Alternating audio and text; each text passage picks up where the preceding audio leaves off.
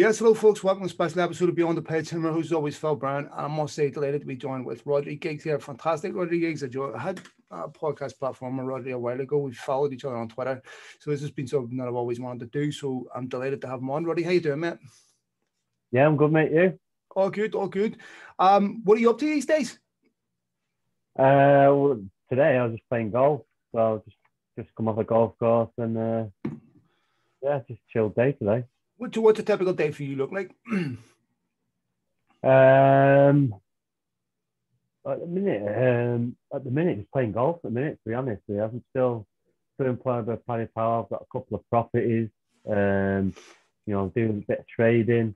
I do a bit of coaching as well, obviously. So, yeah, but probably typical days, probably 4 or 5 hours coaching football.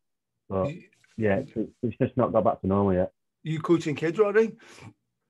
No. Well, kids, yeah, 16 to 18-year-olds. You're big on the back. That's class. He can spin round. He can do lots. I've just been watching in the background class. What's he seeing? Is he seeing dead people or something? Oh, this class. He look out the window. Look, he's trying to look out the window. That is mad. Sorry, mate. So you were saying you were coaching 16-year-olds? About 16 to 18-year-olds, yeah. And do you still have a love for the game? Is it still the same love that you've always had from when you were a wee one? No, yeah. When I was younger, I took football or rugby ball or cricket ball or tennis, anything with a ball. We were playing when we were kids. But yeah, football has changed. The atmosphere has changed. So. We were blessed for the 90s, the best era for Manchester United. So it was good time, and it's like night and day from that now. So, but not the love as much as I used to. But yeah, obviously I'm still involved in it. So, when United play on the weekends, are you a United fan? Will you passively watch it, or yeah. Well, yesterday was probably the first game this season that I haven't watched. Just is probably a good one to miss as well, by the sound of it. Yeah, it was.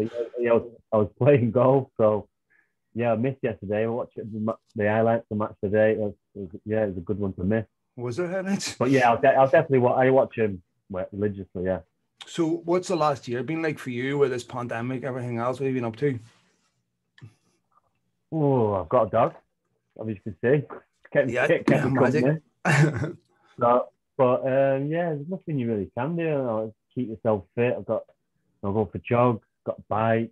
I've got a boxing bag in the side of my garden. So I'm skipping. Just trying to keep in a routine. I don't overeat. I don't overindulge. So I'm lucky really. I've got a good metabolism. I don't put really much weight on. So yeah. Oh, you're looking good shapes. Are you happy in your life, Roddy? You in good place, mate? Yeah.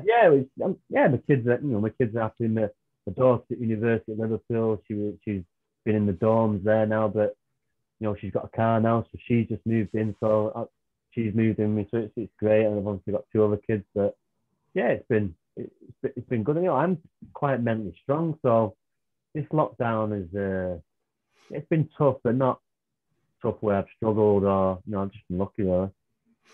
You say you're mentally strong. You've come through clearly a lot in life. I want to ask you about something. You made an ad in 2019, obviously mocking something that an incident that has been well publicized. I'd also read some of your comments on that before, where you had said that you were in a dark place during that time. Was that ad basically a sign that you had made peace with everything that happened? You're in a good place now.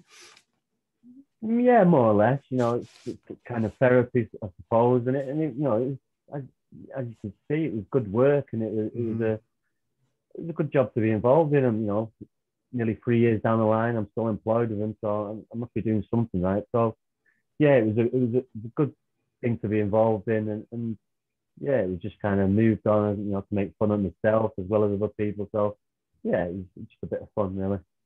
Well, we have interviewed people like Johnny Cruyff. I've interviewed lots of people who've had extremely famous siblings. Has it been growing up with that name? Yeah, it's been tough, but old enough. Like, it's been really 30 years been dealing with this kind of stuff now. So yeah, it's always just something I've dealt with. So since the age of 13, 14. So Did you like it? it's just something.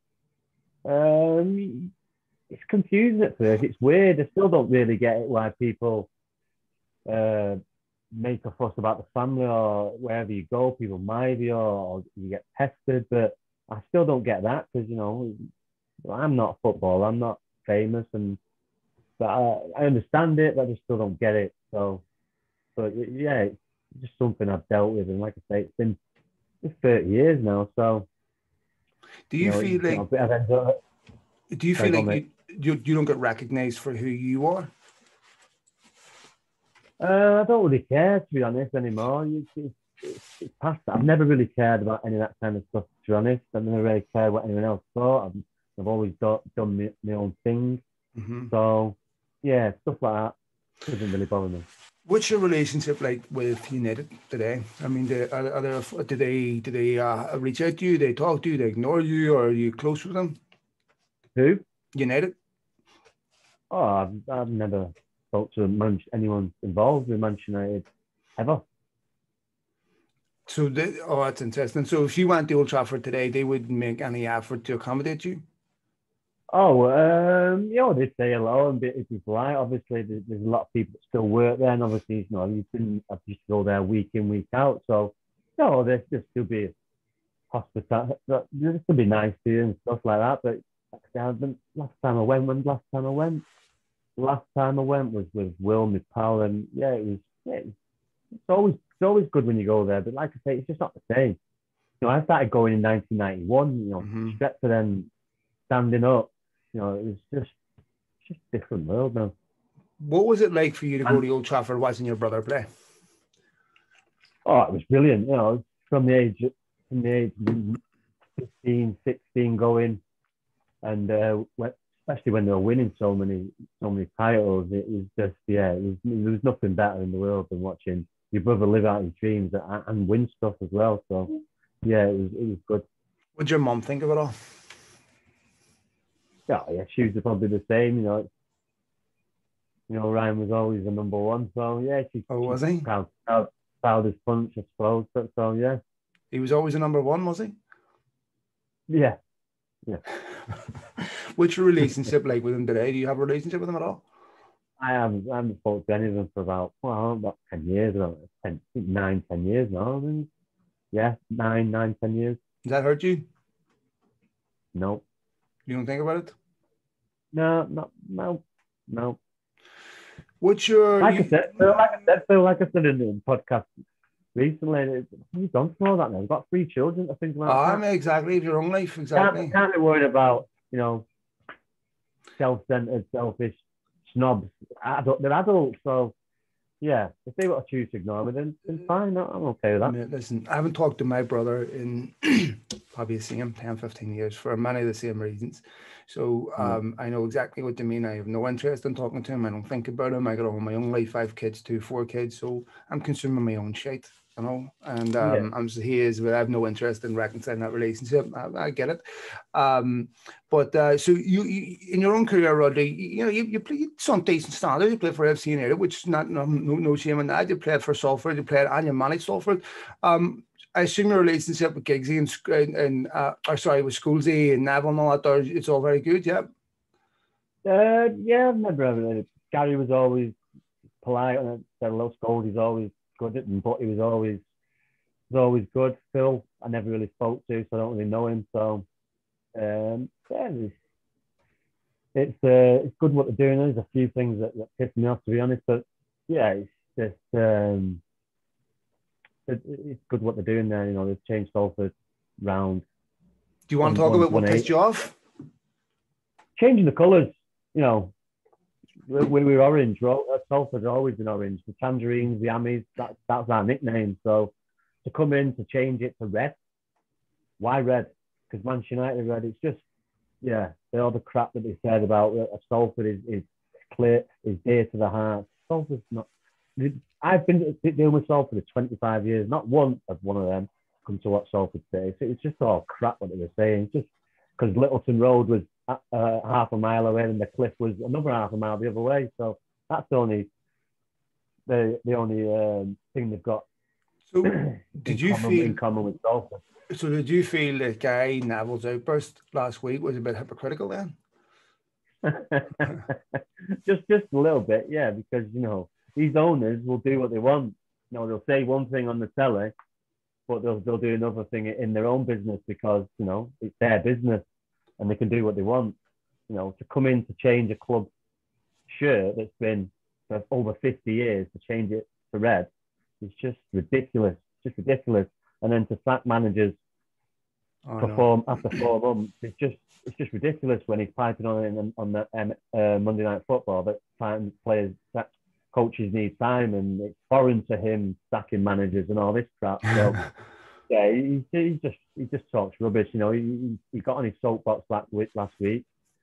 And he was right in what he was saying, but he is a hypocrite, and I just it irritates me stuff like that because we've been fighting this racism thing for years now. Why isn't the same energy into racism? Mm-hmm. Why is it? It's all about money at the end of the day. So yeah, it's frustrating, but he's on his soapbox and he made the most of it.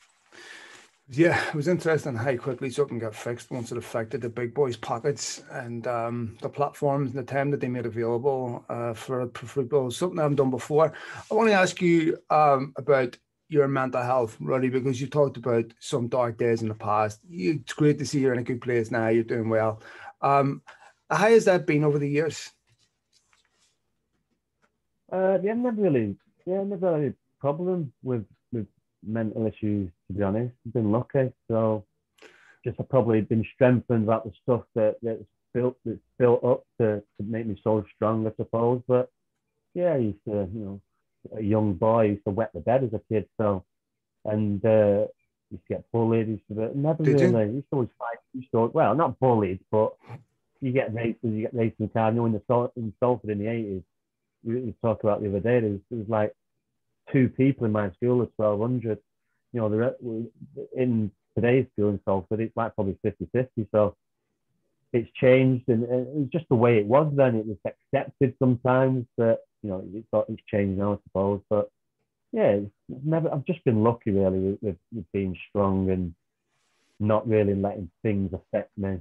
So when all your private business is spliced all over the media, did you not have any difficulties? Were you okay dealing with that? Where it's just like I can switch off from it, or was it difficult? I don't read it, so never really read it from a young age, because at a young age I realised, that's not true. That's crap. So I personally knew that the story was wrong and it was not true, but they still print it. Mm-hmm. So it's crap. So it's just chip paper. So yeah, it was.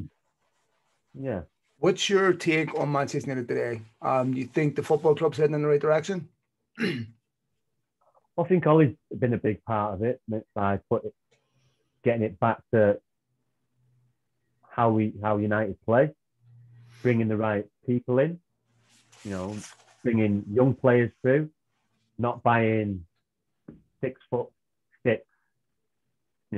person who kick it up to and not put it on the ground. I ain't Fellaini. Yes, he's a good player, but people like that shouldn't be at our club. Even Matic, players like that are just, but he's got to feed them out quietly, and I suppose Matic is a good character around the changing room, so you've got to give him that. But yeah, I just think with the young players that they've brought through, but behind the scenes, it's just a car crash. They still haven't been paying the money that they should be doing, bringing the players in, the top players that they should be in. Jack Grealish, Sancho, Bellingham. They all should be at Old Trafford now. And look at what team we would have if we had them 3 in the team. So yeah, we've missed out on players because of the owners just raping the club with money and not putting it back into the club. But we've seen how out of touch they are with Villar, and you'll see how well they're doing in Tampa. They seem to be doing all the right things there. They've got a world of weapons there, and the great Tom Brady. So they're earning money there as well. So they're just like Gary Neville said, the scavengers, the leeches. They need to be outed out of the club. The sooner the better. Yeah, I echo the sentiments. So you completely are all in. You think he's doing the right job. You keep him, all that. Yep. Oh, 100%. It's pressure for him next year though, because Mhm. he's in his third year. It's Manchester United. We need to be fighting for the titles. So yes, give him another year, but next year, Ollie, we need to be fighting for titles and not be 10, 15 points away and season over in April, What do you think? which it more or less is. I completely agree. What do you think United need this summer? Uh, it's Cavani. What's happening with Cavani? They need to sort that out. If he doesn't stay, I still think they need a centre forward. I still think they need to get a couple of players out to do that. I think Martial has had enough time now. Mhm. I still think he's an asset to get a good price for, and then use that money to bring in a better player. Because yes, Martial is a player on his day, but he's at Manchester United. We need to do it every year, especially the year he had last year. He needs to be pressing on loud, kind of like Marcus Rashford, getting 20 goals again and going again. But he's just a shadow of the player, and yeah, so we need a centre forward, centre midfield, and a centre half. What's your take on Mason Greenwood? Do you see similarities between Mason and your brother? No, no, I don't. I see more in a Robin van Persie. Mm. To be honest, he's more of a goal scorer. Can score with any feet. Yes, he needs to get better with his head, but obviously he's obviously document that he's working on that. But yeah, I've seen this kid from 14, 15. This kid is going to be England's top goal scorer, Manchester United's top goal scorer by the end of his career, in You, my eyes, because he's just a goal scoring machine. you think any other United Academy youngsters, these bright young talents coming through that are nailed on? Well, you can never really say nailed on anymore, because yeah, it's difficult. But there's another centre forward, and there's a couple more.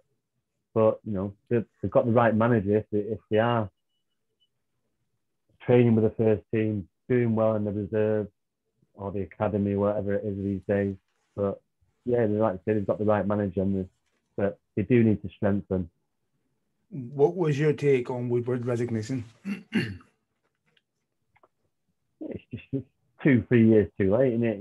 He seems to be a good money man, but the guy's out of touch with football. He doesn't understand the game. You know, you need to have someone who knows the game, who's Yeah. bringing in the right players, and not just bringing in the wrong players and